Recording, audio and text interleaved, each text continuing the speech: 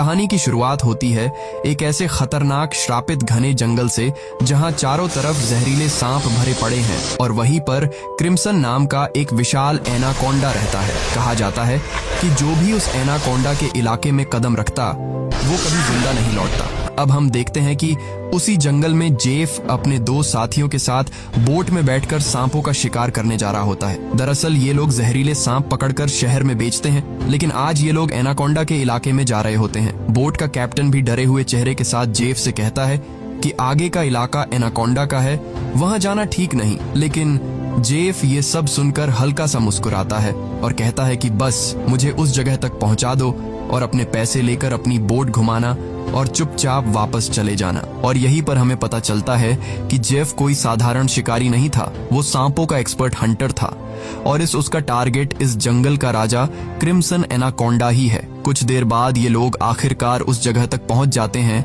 जहां चारों तरफ अजीब सा सन्नाटा होता है, जैसे पूरा जंगल किसी खतरे का इंतजार कर रहा हो। इसी दौरान बोट का कैप्टन जेफ से ज्यादा पैसों की डिमांड करता है। वो कहता है कि इस जगह तक किसी को लाना अपनी मौत को बुलाने जैसा है, इसलिए मुझे ज्यादा पैसे चाहिए। जेफ ये सुनकर अपनी जेब से पैसे निकालता है और कैप्टन की तरफ बढ़ा देता है, लेकिन जैसे ही कैप्टन पैसे लेने के लिए अपने दोनों हाथ आगे करता है, तभी जेफ जानबूझकर सारे पैसे नीचे गिरा देता है, जिसे बोट का कैप्टन झुककर उठाने लगता है। लेकिन जैसे ही वो मुस्कुराते हुए वापस जेफ की तरफ देखता है, तभी जेफ अचानक उसके गले में चाकू घोंप देता है और बेरहमी से उसका गला काटकर उसका सिर नदी के पानी में फेंक देता है। ये सब कुछ नदी के किनारे खड़े जेफ के दोनों साथी भी देख रहे होते हैं। ये देखकर वो दोनों बुरी तरह डर जाते हैं। इसके बाद जेफ उनके पास आता है और उन्हें धमकी देते हुए कहता है कि अगर तुम दोनों ने भी मुझे धोखा देने की कोशिश की तो तुम्हारा भी यही हाल होगा। इसके बाद ये तीनों जंगल के अंदर आगे बढ़ने लगते हैं। कुछ देर बाद इन्हें वहां सांपों की एक विशाल मूर्ति दिखाई देती है।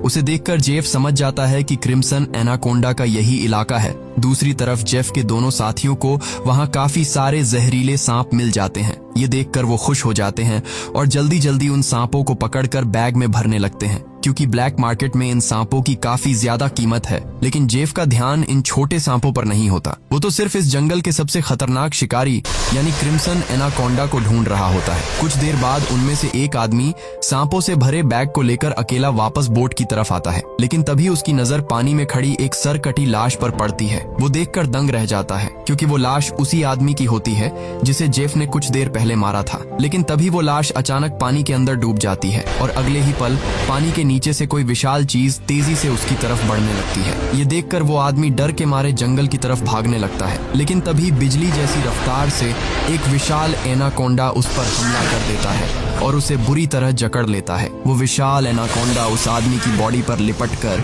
उसकी हड्डियां तोड़ देता है और फिर अपना बड़ा सा मुंह खोलकर उसे जिंदा खाने लगता है। दूसरी तरफ हम उसके दूसरे साथी को देखते हैं जो सांपों से भरा बैग लेकर जंगल के अंदर आगे बढ़ रहा होता है। लेकिन तभी वो अचानक एक जगह रुक जाता है, क्योंकि उसने कुछ ऐसा देख लिया था जिसे देखकर उसकी सांसें तक रुक जाती है। असल में उसने उसी विशाल एनाकोंडा की बॉडी को जंगल में रेंगते हुए देख लिया था। वो एनाकोंडा धीरे धीरे एक पेड़ पर चढ़ रहा होता है और उसके फूले हुए पेट को देखकर साफ समझ आ रहा था कि उसने किसी इंसान को जिंदा निगल लिया है। अब इससे पहले कि वो आदमी अपनी जान बचाकर वहां से भाग पाता, तभी वो एनाकोंडा उसके साथी की लाश को वापस उगल देता है। ये देखकर वो आदमी बुरी तरह डर जाता है, लेकिन अगले ही पल वो विशाल सांप उस पर हमला कर देता है और उसे बुरी तरह जकड़ लेता है। वो एनाकोंडा उसे जोर जोर से दबाने लगता है, उसकी हड्डियां टूटने की आवाजें आने लगती हैं और फिर पेड़ से लिपटकर वो उसे भी जिंदा खाने लगता है। ये सब कुछ थोड़ी दूरी से जेफ भी देख रहा होता है, लेकिन हैरानी की बात ये थी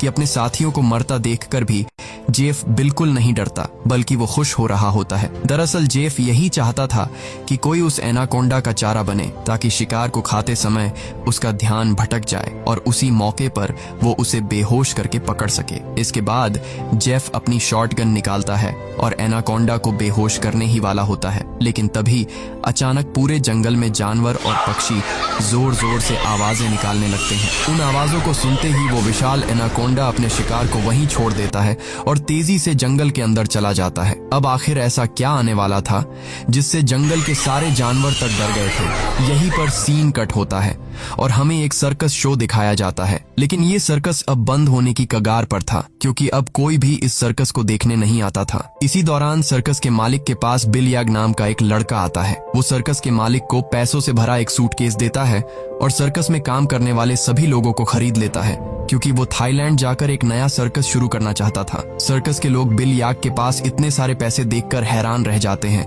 क्योंकि कुछ साल पहले तक बिल याग बहुत गरीब हुआ करता था। वो भी इन्हीं लोगों के साथ सर्कस में काम करता था। लेकिन अब अचानक वो इतना अमीर कैसे बन गया, ये बात किसी को समझ नहीं आ रही थी। अगली सुबह बिल याग सभी लोगों को बोट के जरिए थाईलैंड ले जाने का प्लान बनाता है, और क्योंकि उसने उन सबको खरीद लिया था, इसलिए मजबूरी में सभी उसकी बात मानकर बोट में बैठ जाते हैं। इसके बाद बोट का कैप्टन बोट को आगे बढ़ाने लगता है। रास्ते में बिल याग चुपके से बोट के बाथरूम में जाता है और किसी को कॉल करता है। कॉल पर वो सामने वाले से कहता है कि डिलीवरी तैयार है, जल्द ही मैं इन लोगों को लेकर तुम्हारे पास पहुंच जाऊंगा। बिल याग की ये बातें सुनकर साफ पता चल रहा था कि वो बोट पर मौजूद लोगों के साथ कुछ बहुत गलत करने वाला है। कुछ दूर आगे जाने के बाद ये लोग देखते हैं कि नदी का रास्ता पूरी तरह बंद पड़ा है। ये देखकर बोट का कैप्टन कहता है कि हम दूसरे रास्ते से जा सकते हैं, लेकिन उस रास्ते से थाईलैंड पहुंचने में काफी ज्यादा समय लगेगा। लेकिन बिल याग को ये बात बिल्कुल पसंद नहीं आती। वो गुस्से में कैप्टन को धमकी देते हुए कहता है कि चाहे कुछ भी हो जाए, हमें समय पर थाईलैंड पहुंचना ही होगा, क्योंकि वहां के शो के पैसे वो पहले ही एडवांस में ले चुका है। वो कहता है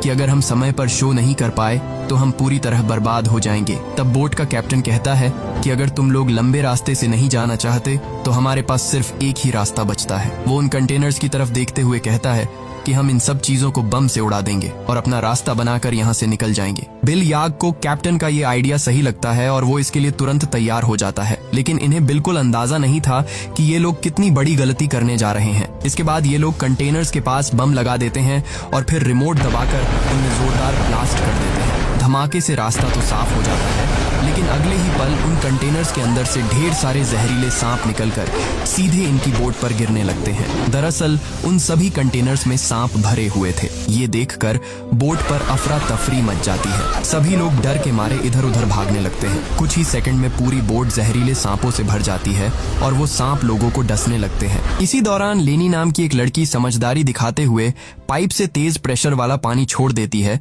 जिससे उसके आसपास मौजूद सारे सांप सीधे बोट से नीचे पानी में गिर जाते हैं। दूसरी तरफ बिल याग डर के मारे बोट के बाथरूम में जाकर छिप जाता है, लेकिन तभी अचानक बाथरूम की छत टूट जाती है और ढेर सारे सांप उसके ऊपर गिरने लगते हैं। ये देखकर बिल याग बुरी तरह घबरा जाता है और अपनी जान बचाने के लिए सीधे नदी में कूद जाता है। वो किसी तरह तैरते हुए किनारे तक पहुंचता है, लेकिन तभी उसके सामने एक खतरनाक किंग कोबरा आ जाता है। अब इससे पहले कि वो किंग कोबरा बिल याग को काट पाता, तभी अचानक कोई आदमी सांप के ऊपर पैर रखकर उसे कुचल देता है और बिल याग की जान बचा लेता है। और ये आदमी कोई और नहीं बल्कि जेफ होता है। जेफ यहाँ सभी लोगों से झूठ बोलते हुए कहता है कि वो एक वाइल्ड एक्सप्लोरर है और जंगल में हुए एक एक्सीडेंट की वजह से यहाँ फंस गया था। तभी सर्कस का एक आदमी जिसका नाम जियाऊ होता है, अचानक अपने कान को पकड़कर जोर जोर से चिल्लाने लगता है। उसके कान में इतना भयानक दर्द हो रहा होता है कि वो नीचे गिर जाता है। ये देखकर जेफ उसके पास आता है और ध्यान से उसके कान के अंदर देखने लगता है। तभी उसे समझ आ जाता है कि आखिर जियाऊ के कान में क्या चीज है। इसके बाद जेफ अपनी उंगली पर हल्का सा कट लगाता है और उसे जियाऊ के कान के पास ले जाता है। तभी अगले ही पल जियाऊ के कान के अंदर से एक पतला जहरीला सांप बाहर निकलता है और सीधे जेफ की उंगली पर काट लेता है। लेकिन हैरानी की बात यह थी कि सांप के काटने के बाद भी जेफ को कुछ नहीं होता। वो आराम से उस सांप को पकड़कर पानी में फेंक देता है। ये देखकर लेनी बुरी तरह हैरान रह जाती है। वो सोचने लगती है कि आखिर जहरीले सांप के काटने के बाद भी जेफ पर जहर का असर क्यों नहीं हुआ। दरअसल लेनी को सांपों के बारे में काफी जानकारी होती है। वो जानती थी कि किसी इंसान को सांप के जहर से इम्यून बनने के लिए उसके शरीर में काफी ज्यादा मात्रा में जहर जाना पड़ता है, तभी जाकर उस पर जहर असर करना बंद करता है। लेनी ये सारी बात बिल याग को भी बताती है और कहती है कि उसे जेफ बिल्कुल ठीक आदमी नहीं लग रहा, लेकिन बिल याग उसकी बातों पर ज्यादा ध्यान नहीं देता। वो कहता है कि हमें जेफ का शुक्रिया अदा करना चाहिए क्योंकि उसने मेरी और हमारे एक साथी की जान बचाई है। दूसरी तरफ जेफ बोट के कैप्टन से मिलता है। वो उसे ढेर सारे पैसे देता है और एक नक्शा दिखाकर कहता है कि अगर तुम मुझे इस जगह तक पहुंचा दो तो वहां पहुंचकर मैं तुम्हें और भी ज्यादा पैसे दूंगा। लेकिन जैसे ही कैप्टन उस जगह का नाम सुनता है वो तुरंत बंदूक निकालकर जेफ पर तान देता है। वो गुस्से में कहता है कि अगर दोबारा तुमने उस जगह पर जाने की बात की तो मैं तुम्हें गोली मार दूंगा। दरअसल कैप्टन भी उस जगह के बारे में जानता था जहां क्रिम्सन नाम का एक बेहद खतरनाक विशाल एनाकोंडा रहता था। ये सुनकर जेफ वहां से चला जाता है। दूसरी तरफ बोट का कैप्टन आराम से बैठकर मछलियां पकड़ने लगता है, लेकिन तभी अचानक उसकी फिशिंग रोड को नीचे से कोई जोर से खींचता है, जिसकी वजह से वो उसके हाथ से छूटकर नीचे गिर जाती है। अब कैप्टन उसे उठाने के लिए नीचे झुकता है, लेकिन तभी कोई उसे पानी के अंदर खींच लेता है। दरअसल कैप्टन को पानी में खींचने वाला कोई और नहीं बल्कि जेफ होता है। जेफ पानी के अंदर ही कैप्टन को मार देता है और फिर उसकी बॉडी को उस जंगल में मौजूद विशाल एनाकोंडा को बुलाने के लिए चारे की तरह इस्तेमाल करता है। कुछ देर बाद सभी लोग कैप्टन को ढूंढने लगते हैं, लेकिन वो उन्हें कहीं भी नहीं मिलता। ये देखकर लेनी को जेफ पर शक होने लगता है। वो जेफ से पूछती है कि कैप्टन कहाँ है, कहीं तुमने उसे मार तो नहीं दिया। लेकिन जेफ आराम से जवाब देता है कि उसे कैप्टन के बारे में कुछ नहीं पता। वो कहता है कि ये जंगल है, यहाँ इंसानों का गायब होना आम बात है। तभी अचानक पूरे जंगल में अजीब सा शोर गूंजने लगता है। सारे पक्षी और जानवर डरकर भागने लगते हैं। ये देखकर सभी लोगों की सांसें अटक जाती हैं। तभी अचानक उन्हें पानी के अंदर से कुछ अजीब सी हलचल सुनाई देती है। ये देखकर एक आदमी डरते हुए पूछता है कि आखिर ये आवाज कैसी है। लेकिन तभी जेफ मुस्कुराते हुए कहता है कि कुछ बड़ा आने वाला है। जेफ के चेहरे की खुशी देखकर साफ समझ आ रहा था कि वो इसी खतरे का इंतजार कर रहा था। तभी हम देखते हैं कि नदी की गहराई में एक विशाल एनाकोंडा तेजी से जेफ के लगाए हुए जाल की तरफ बढ़ रहा होता है और अगले ही पल जेफ की लगाई हुई फिशिंग रोड जोर जोर से नीचे की तरफ खींचने लगती है। अब जेफ उस एनाकोंडा को पकड़ने के लिए फिशिंग रोड को मजबूती से पकड़ने लगता है, लेकिन वो विशाल एनाकोंडा इतनी आसानी से जेफ के जाल में फंसने वाला नहीं था। तभी अगले ही पल वो विशाल एनाकोंडा पानी से बाहर आ जाता है। उसका आकार इतना बड़ा और डरावना होता है कि उसे देखकर बोट पर मौजूद सभी लोगों की सांसें अटक जाती हैं।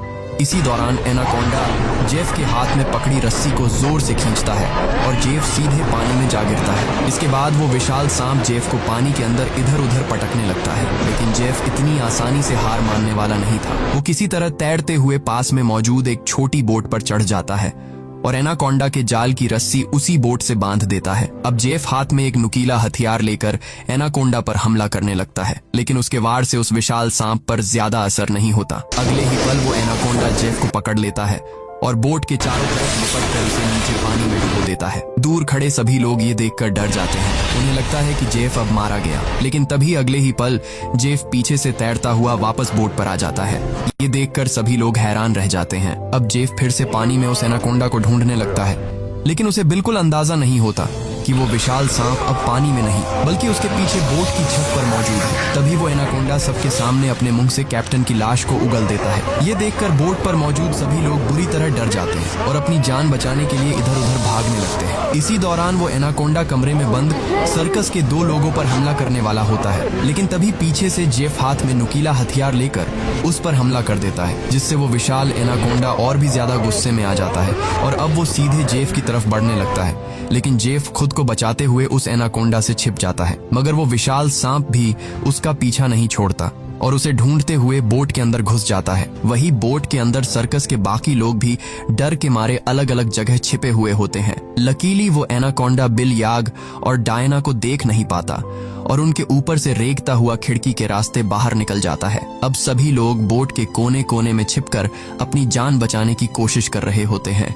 इसी दौरान वो एनाकोंडा लोगों को ढूंढते हुए बाथरूम की तरफ पहुंचता है, जहां उसे एक बच्चा और जियाऊ दिखाई दे जाते हैं। उन्हें देखते ही वो तुरंत उन पर हमला कर देता है, लेकिन दोनों किसी तरह खुद को बचाकर वहां से भाग जाते हैं। तभी लेनी भी उनके पास पहुंच जाती है, लेकिन जैसे ही वो विशाल एनाकोंडा लेनी पर हमला करने वाला होता है, तभी जियाऊ समझदारी दिखाते हुए उसके सिर के सामने एक बड़ा मटका कर देता है और अगले ही पल एनाकोंडा का सिर उस मटके के अंदर फंस जाता है। अब वो विशाल सांप अपना सिर बाहर निकालने के लिए बुरी तरह तड़पने लगता है। इसी अफरा तफरी में वहां रखा केरोसिन और नायल का गैलन नीचे गिर जाता है। दूसरी तरफ एनाकोंडा पूरी तरह बेकाबू होकर यहाँ वहां वहां खुद को मारने लगता है और आखिर में वो अपना सिर जोर से बोट पर पटकता है, जिससे मटका टूट जाता है और उसका सिर बाहर निकल आता है। लेकिन आजाद होते ही पीछे से जेफ उसके गले में रस्सी का फदा डाल देता है। अब इससे पहले कि जेफ उस एनाकोंडा को पकड़ पाता, तभी नीचे फैले केरोसिन ऑयल में आग लग जाती है और देखते ही देखते आग पूरी बोट में फैलने लगती है। कुछ ही सेकंड बाद आग बोट में रखे बमों तक पहुंच जाती है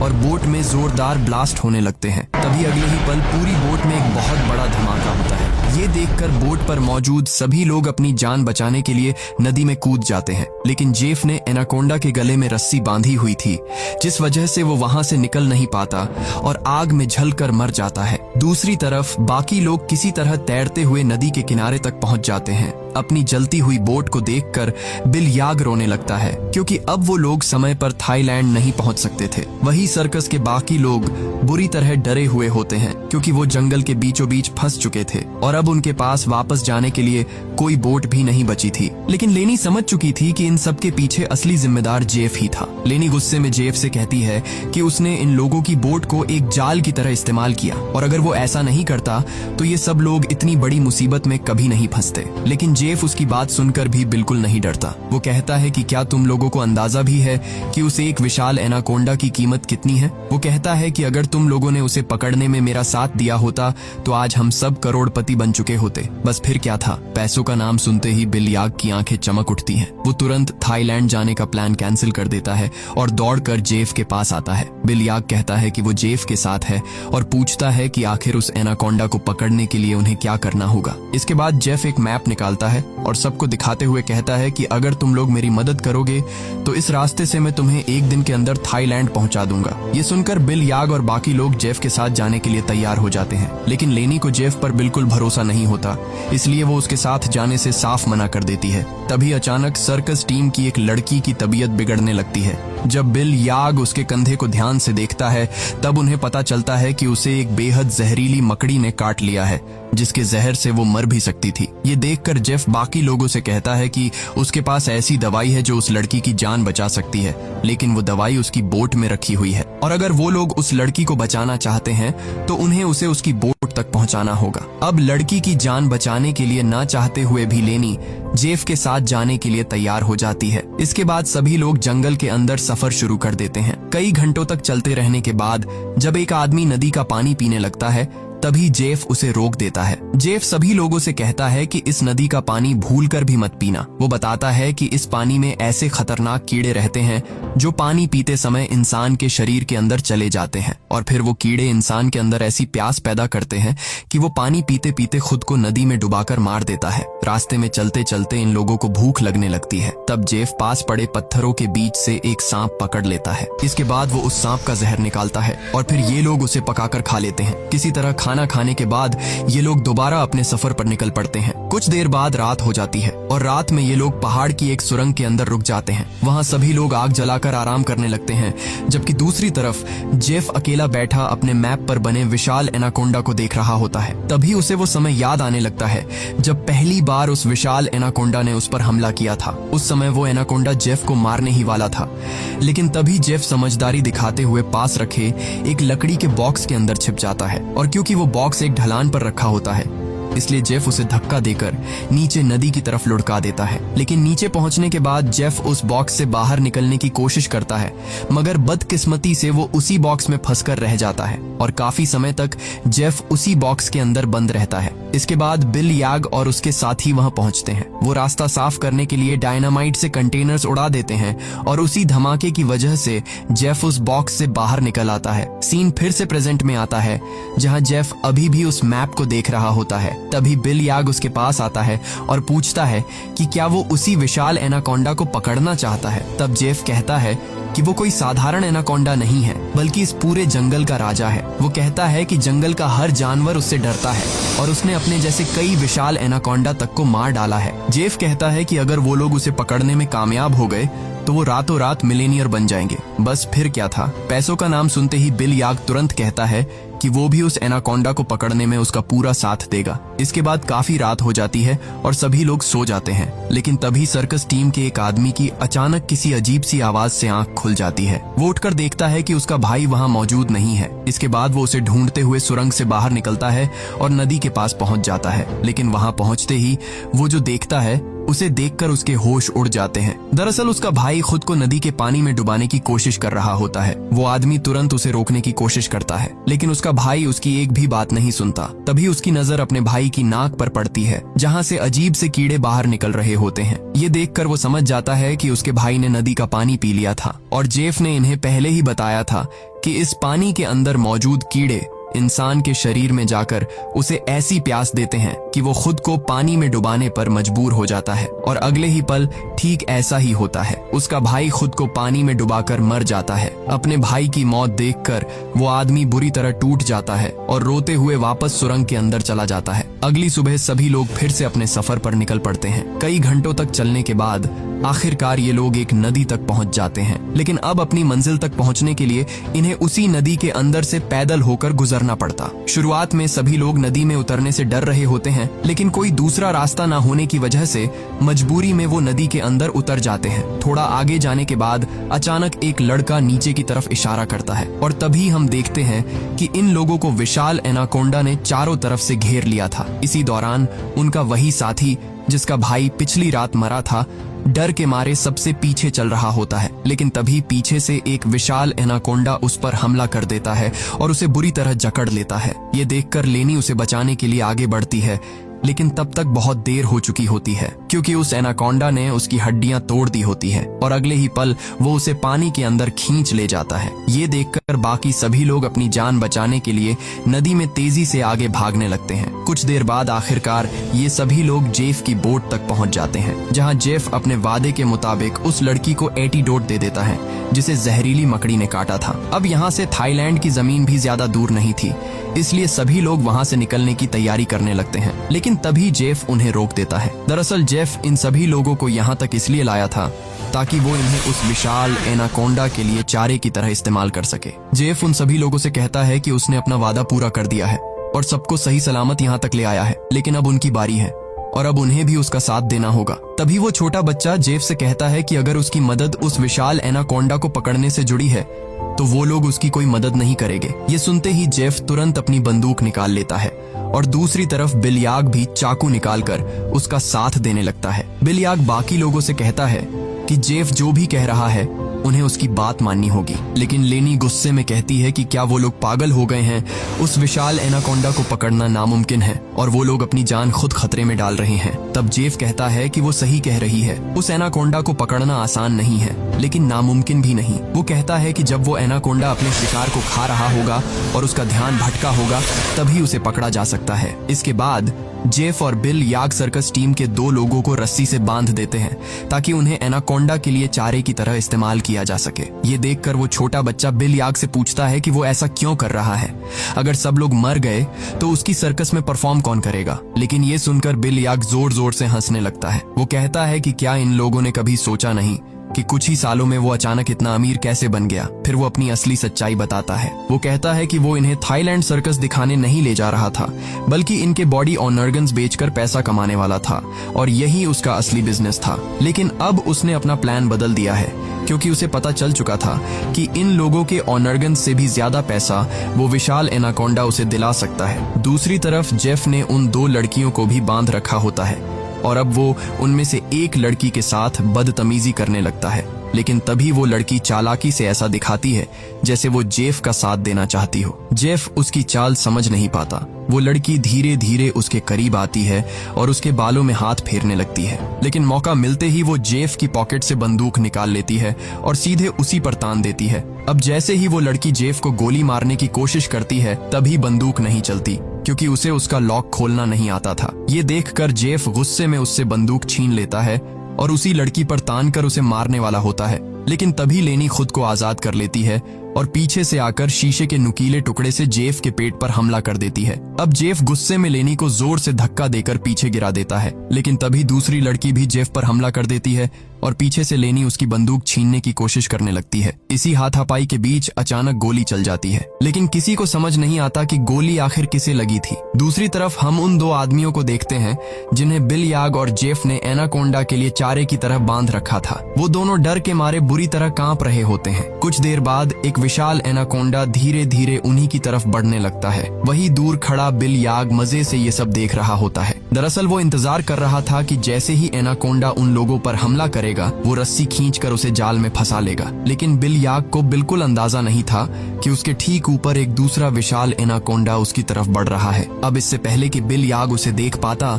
वो विशाल सांप उस पर हमला कर देता है और उसे अपने साथ उठाकर ले जाता है। और उसी दौरान बिल याग के हाथ से रस्सी छूट जाती है, जिसकी वजह से जाल नीचे गिर जाता है और चारे की तरह बंधे दोनों आदमी उसके अंदर सुरक्षित हो जाते हैं। दूसरी तरफ जेफ उस लड़की को मारने की कोशिश कर रहा होता है, लेकिन तभी पीछे से लेनी एक बड़ी लकड़ी उठाकर जेफ के सिर पर मार देती है, जिससे वो बेहोश होकर नीचे गिर जाता है। इसके बाद दोनों लड़कियां भागते हुए अपने साथियों के पास पहुंचती है और उन्हें जाल से आजाद कर देती है। लेकिन बदकिस्मती से कुछ ही देर बाद जेफ को होश आ जाता है और वो गुस्से में उनकी तरफ बढ़ने लगता है। लेकिन तभी अचानक एक विशाल एनाकोंडा वहां आ जाता है और जेफ को पकड़कर अपने साथ ले जाता है। ये देखकर बाकी लोग तुरंत वहां से भागने की तैयारी करने लगते हैं, लेकिन तभी उन्हें पता चलता है कि सर्कस टीम की एक लड़की ठीक से चल भी नहीं पा रही थी। दरअसल थोड़ी देर पहले हाथापाई के दौरान जो गोली चली थी वो उसी लड़की को लगी थी। कुछ देर बाद वो लड़की उन्हीं लोगों के सामने दम तोड़ देती है। अब बचे हुए 3 लोग अपनी जान बचाने के लिए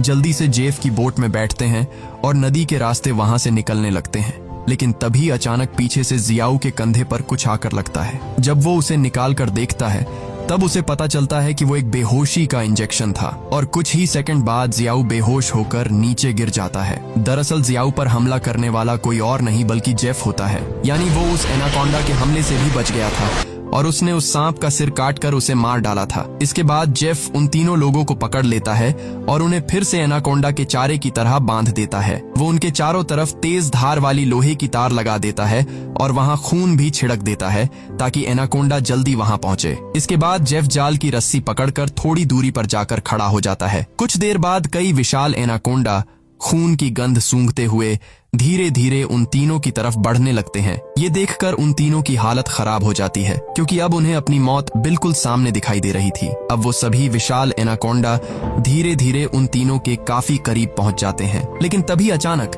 एक बार फिर पूरे जंगल में जानवर और पक्षी जोर जोर से आवाजें निकालते हुए भागने लगते हैं और ये देखकर वहां मौजूद बाकी सभी एनाकोंडा भी डरकर एक एक करके पीछे हटने लगते हैं। लेकिन उनमें से एक एनाकोंडा अभी भी वहीं रुका रहता है और उन तीनों पर हमला करने के लिए आगे बढ़ने लगता है। तभी अगले ही पल वहां क्रिम्सन एनाकोंडा आ जाता है और आते ही वो उस दूसरे एनाकोंडा पर हमला कर देता है और एक ही झटके में उसे मार डालता है। अब पहली बार हम उस विशाल क्रिम्सन एनाकोंडा को ठीक से देख पाते हैं। उसका आकार बाकी सभी सांपों से कई गुना बड़ा और बेहद खतरनाक होता है। उसे देखकर उन तीनों की हालत खराब हो जाती है, लेकिन दूसरी तरफ दूर खड़ा जेफ उसे देखकर खुशी से मुस्कुराने लगता है। दरअसल वो इसी पल का इंतजार कर रहा था। अब वो विशाल क्रिम्सन एनाकोंडा उन तीनों के चारों तरफ लिपट जाता है और अपना बड़ा सा मुंह खोलकर उन्हें खाने ही वाला होता है। लेकिन तभी जेफ अचानक जाल की रस्सी छोड़ देता है और वो विशाल एनाकोंडा जाल में फंस जाता है। इसके बाद वो खुद को छुड़ाने के लिए बुरी तरह तड़पने लगता है। वो पूरी ताकत लगाकर बाहर निकलने की कोशिश करता है, लेकिन जब वो आजाद नहीं हो पाता तब वो अपने तेज दांतों से जाल की रस्सी काट देता है। हालांकि जाल की कुछ रस्सियां अभी भी उसकी बॉडी में फंसी हुई होती हैं। इसीलिए जेफ रस्सी को मजबूती से पकड़कर उसे कंट्रोल करने की कोशिश करता है, लेकिन वो विशाल क्रिम्सन एनाकोंडा जेफ से कई गुना ज्यादा ताकतवर होता है। जेफ उसे रोकने की कोशिश में 2 पेड़ों के बीच फंस जाता है और अब वो वहां से बाहर भी नहीं निकल पाता। तभी मौका मिलते ही क्रिम्सन एनाकोंडा उसकी तरफ बढ़ता है और उसे बुरी तरह जकड़ लेता है। दूसरी तरफ वो तीनों भी अपनी आंखों से ये सब देख रहे होते हैं और डर के मारे खुद को छुड़ाने की कोशिश करने लगते हैं, क्योंकि उन्हें पता था कि जेफ के बाद अगली बारी उन्हीं की होगी। ये लोग हर तरह से खुद को आजाद करने की कोशिश करते हैं, लेकिन वो जाल से बाहर नहीं निकल पाते। तभी वो छोटा बच्चा अपने दांतों से रस्सी काटना शुरू कर देता है। काफी कोशिशों के बाद वो रस्सी का थोड़ा हिस्सा काट देता है, लेकिन अभी भी कुछ रस्सी बाकी थी। अब वो अपनी पूरी ताकत लगाकर रस्सी काटने लगता है, यहाँ तक कि उसके दांतों से खून निकलने लगता है। दूसरी तरफ क्रिम्सन एनाकोंडा जेफ को जोर जोर से दबाने लगता है और उसकी हड्डियां तोड़ देता है। इसके बाद वो विशाल सांप जेफ को भी जिंदा निगल जाता है। इसी दौरान वो छोटा बच्चा आखिरकार रस्सी तोड़ने में कामयाब हो जाता है और बाकी दोनों को भी आजाद कर देता है। इसके बाद ये तीनों तेजी से नदी की तरफ भागने लगते हैं, लेकिन जेफ को खाने के बाद अब वो विशाल क्रिम्सन एनाकोंडा इनके पीछे पड़ चुका था। वो दोनों डर के मारे एक पेड़ के पीछे छिप जाते हैं, जबकि वो छोटा बच्चा पास पड़े एक लकड़ी के बॉक्स के अंदर जाकर छिप जाता है। लेकिन तभी वो विशाल क्रिम्सन एनाकोंडा उसे देख लेता है और धीरे धीरे उसकी तरफ बढ़ने लगता है। ये देखकर बच्चा पूरी ताकत लगाकर उस बॉक्स से बाहर निकलने की कोशिश करता है, लेकिन दूसरी तरफ का दरवाजा बंद होता है। अब वो जोर जोर से चिल्लाकर जियाऊ और लेनी को मदद के लिए बुलाने लगता है। दूसरी तरफ क्रिम्सन एनाकोंडा भी अब धीरे धीरे उसके काफी करीब पहुंच चुका था। अब इससे पहले कि वो विशाल सांप उस बच्चे को मार पाता, तभी बाहर से जियाऊ जोर से कंटेनर का दरवाजा तोड़ देता है और बच्चे को बाहर निकालकर उसकी जान बचा लेता है। इसके बाद ये तीनों फिर से अपनी जान बचाने के लिए वहां से भागने लगते हैं, लेकिन ये पूरा जंगल उसी क्रिम्सन एनाकोंडा का था और इस जंगल में रहकर उससे बचना लगभग नामुमकिन था। इसीलिए कुछ दूर जाकर ये लोग फिर से एक पेड़ के पीछे छिप जाते हैं, लेकिन तभी थोड़ी दूरी पर वो विशाल एनाकोंडा इन्हें देख लेता है और तेजी से इनकी तरफ बढ़ने लगता है। अब ये तीनों खड़े होकर अपनी मौत का इंतजार करने लगते हैं, क्योंकि इन्हें पता चल चुका था कि अब वो लोग नहीं बच पाएंगे। लेकिन जैसे ही वो विशाल क्रिम्सन एनाकोंडा अपना बड़ा मुंह खोलकर उन पर हमला करने वाला होता है, तभी अचानक एक तेज नुकीली लोहे की तार उसके सिर को बीच से काट देती है। दरअसल ये वही जाल था जो जेफ ने पहले से बिछाया हुआ था और इसी के साथ उस विशाल क्रिम्सन एनाकोंडा का आखिरकार अंत हो जाता है। ये देखकर उन तीनों को अपनी आंखों पर यकीन नहीं होता, क्योंकि वो मौत के इतने करीब आ चुके थे। इसके बाद वो लोग कुछ देर तक उस विशाल एनाकोंडा की बॉडी को देखते रहते हैं और फिर जल्दी से उस जंगल को छोड़कर वहां से निकल जाते हैं और इसी के साथ इस कहानी का अंत हो जाता है। हमेशा ऐसे ही जुड़े रहने के लिए आप हमारे चैनल द योगी को सब्सक्राइब कर लीजिए। जल्द मिलेंगे अगले वीडियो में।